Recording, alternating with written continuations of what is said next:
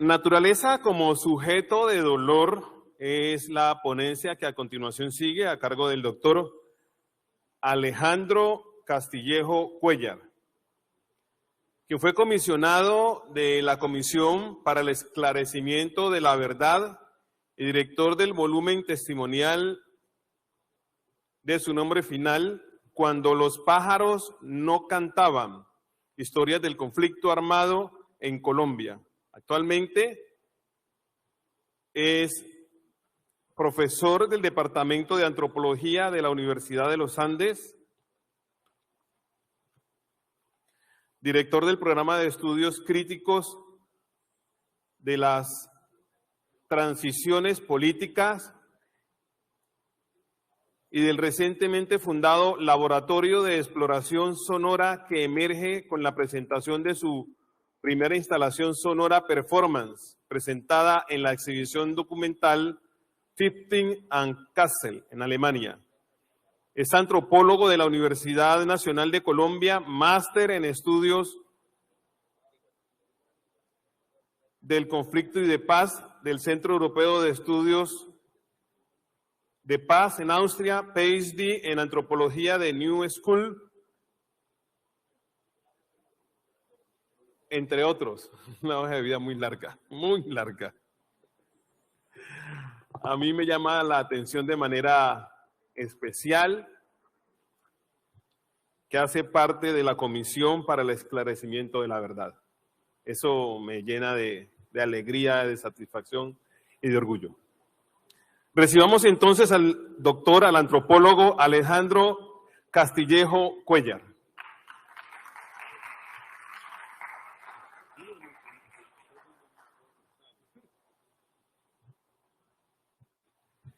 Buenas tardes, buenos días. Un agradecimiento a los organizadores de este encuentro. Debo confesar que me siento un tanto avasallado, porque lo que voy a leer es una cosa que sale de la reflexión personal que hicimos en la comisión, particularmente mía, que tiene que ver sobre un tema que creo yo que les va a sonar muy esotérico, entre otras cosas. El texto se llama, en realidad, Recalibrar la escucha. Y el contexto, un poco antes de leerlo, habla realmente de una reflexión que tenemos en el volumen de testimonios de la comisión que estuvo bajo mi dirección. Y es una sección particular que se llama Diálogos con la Naturaleza. Y lo más obvio es que aquí hay dos preguntas que se conectan. La primera de ellas es, ¿cuál es la verdad de la naturaleza? Se está hablando de cambio climático, de procesos. En últimas, eso termina aterrizando en una especie de objeto grande y complejo que llamamos naturaleza. Entonces, la primera pregunta que una comisión de verdad podría hacerse es, ¿cuál es la verdad de la naturaleza? Es más, ¿hay verdad de la naturaleza? Y al ser yo el editor de un volumen de testimonios, viene la siguiente pregunta. Es una pregunta que yo construí, de hecho, con pueblos indígenas y pueblos afrocolombianos en este país también, es si la naturaleza testimonia. Y si hay testimonio, ¿será que es evidencia? Es una pregunta que yo dejo abierta para armar, si se puede, una discusión. Me disculpan, no voy a improvisar, he decidido leer un texto que es un texto complejo, lo admito, pero es que hacerse la pregunta por el dolor de la naturaleza no es para nada fácil y se necesita buscar otros lenguajes distintos, otras formas de hablar. El colega mencionaba el proyecto sonoro que tengo, eso es una manera como también lo hice, pero yo creo que lo que hace este texto es tratar de hacerse la pregunta. Y lo que yo cuento acá es una historia de cómo hicimos ese tema. El texto entonces se llama Recalibrar la escucha de los árboles como sujetos de dolor. Y entre paréntesis, una reflexión mía desde la intemperie. Hago esta pregunta desde la pura y simple ignorancia, mirando quizás si hay un eco en días de pandemia y devastación inducida. Siento una profunda insatisfacción cuando se habla de las, entre comillas, afectaciones del conflicto armado al medio ambiente. Para comenzar, a veces las palabras medio ambiente, naturaleza o incluso ecosistema evocan un espacio, un contenedor complejo de acciones humanas. En el mejor de los casos, es un contenedor de los dolores de las personas. En segundo lugar, con el uso de la palabra, entre comillas, conflicto armado, inmediatamente se cae en la convencional cartografía conceptual que subdivide la guerra en función de actores armados en contienda ideológica. En algunas visiones más sistémicas de la violencia, como aquella que entiende como una apropiación multiforme e histórica de lo natural, pueden ser el motivo mismo del conflicto armado, que es algo que de alguna forma se siente acá.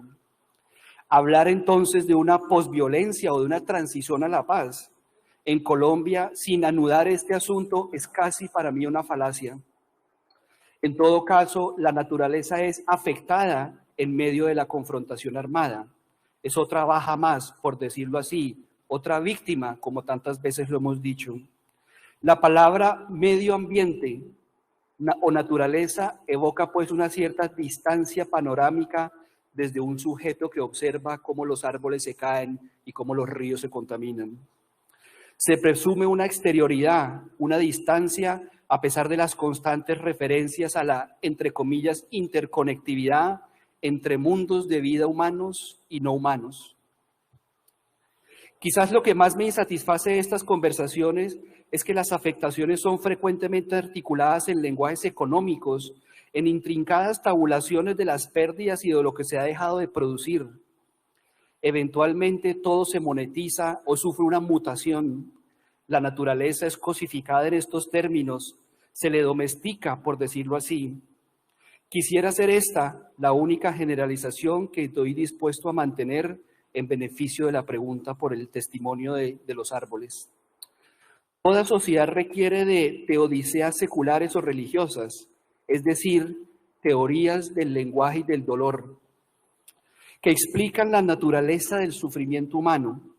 Hay instituciones sociales que se encargan de eso, como las religiones. Basado en esta idea, podría afirmar que en momentos de transiciones políticas, el Estado se apropia del dolor social a través de los lenguajes del derecho y de lo traumático, nuestras teodiceas seculares o teologías políticas. Eso es lo que hace una comisión de verdad, para mí. Instaura modos de enunciar. Las palabras daño o reparación, por ejemplo, hacen parte de ese universo, de esos universos discursivos, parte de lo que yo llamo el evangelio global del perdón y la reconciliación. En estos contextos, la naturaleza se hace comprensible a través de un cierto lenguaje económico, por ejemplo. Esta lectura, si bien en algunos contextos y con unos fines, me parece que restringe la idea de violencia a un conjunto de tiempos, espacios y sujetos y acciones. Al preguntarle a la selva o al bosque qué es la violencia, su testimonio sería largo y no estaría solo circunscrito a eso que llamamos conflicto armado. En otras palabras, nuestras teorías seculares del sufrimiento, o sobraría decir que la comisión es una promesa en medio de todo esto, no dan razón del dolor no humano, no lo reconocen. El sesgo es filosófico y profundo, ontológico, dirían los filósofos.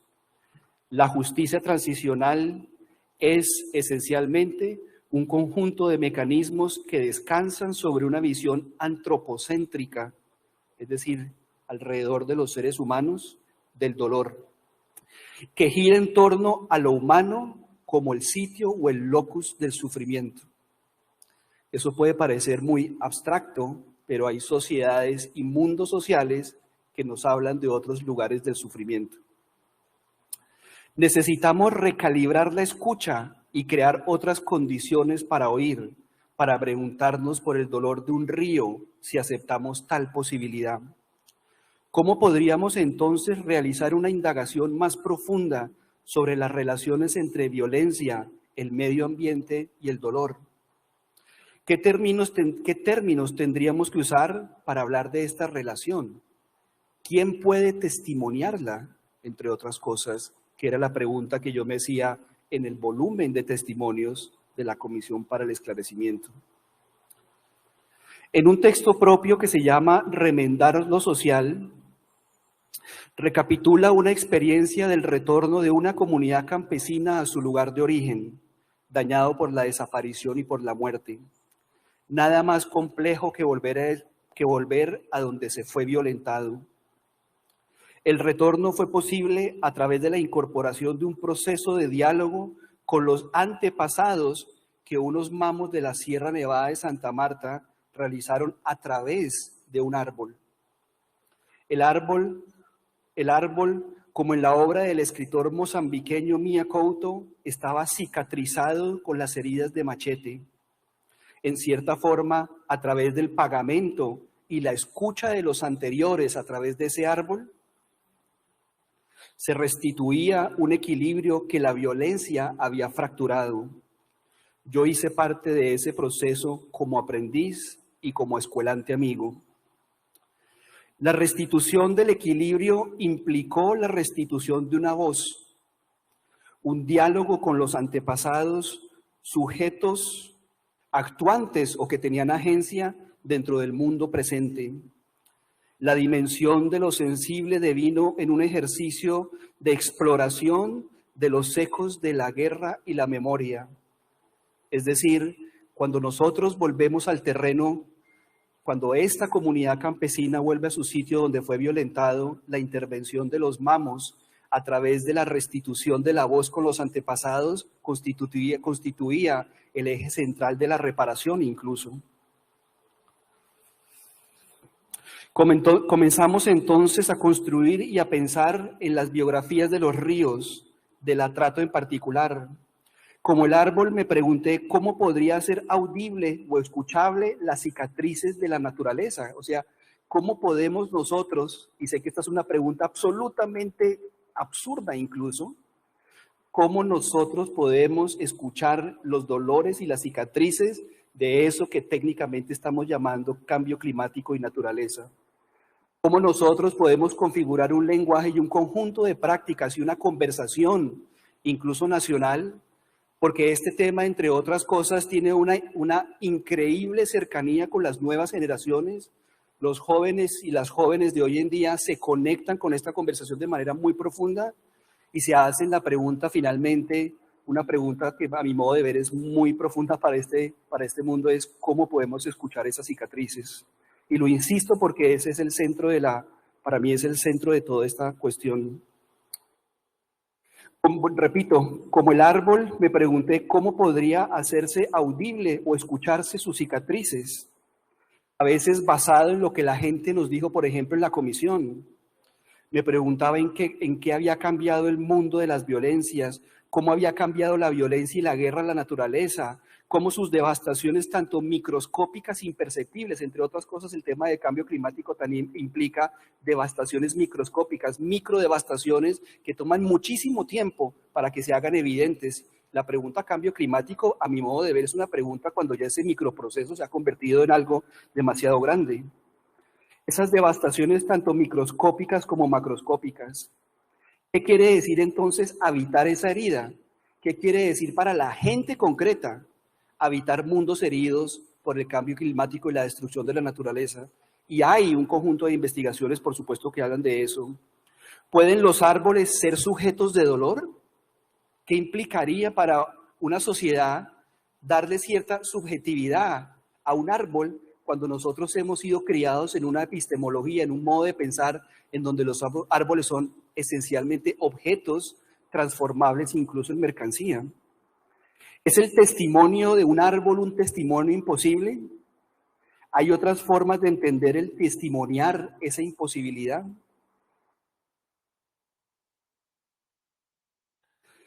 Se me ocurrió entonces una idea, volviendo a los efectos del conflicto armado sobre el medio ambiente, una especie de concurrencia. La pregunta por la muerte violenta de un taita, un curaca, un mamo, una de las sabedoras y sabedores centrales que intermedian con lo sagrado, digámoslo así, es el lazo sacramental lo que me inquieta.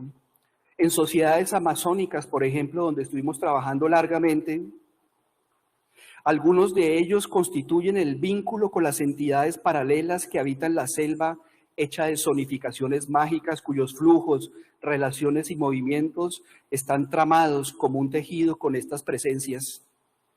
Lo moral, los prejuicios, el destino, el futuro, la enfermedad, y cuando caminamos por la selva está relacionado con esas presencias. El asesinato de un taita, de un curaca, de un mamo, de una sabedora, entre muchas otras, significa la fractura de ese vínculo con el mundo que está más allá del territorio, en sentido genérico, ese diálogo entre el mundo de los vivos y los muertos, por ejemplo.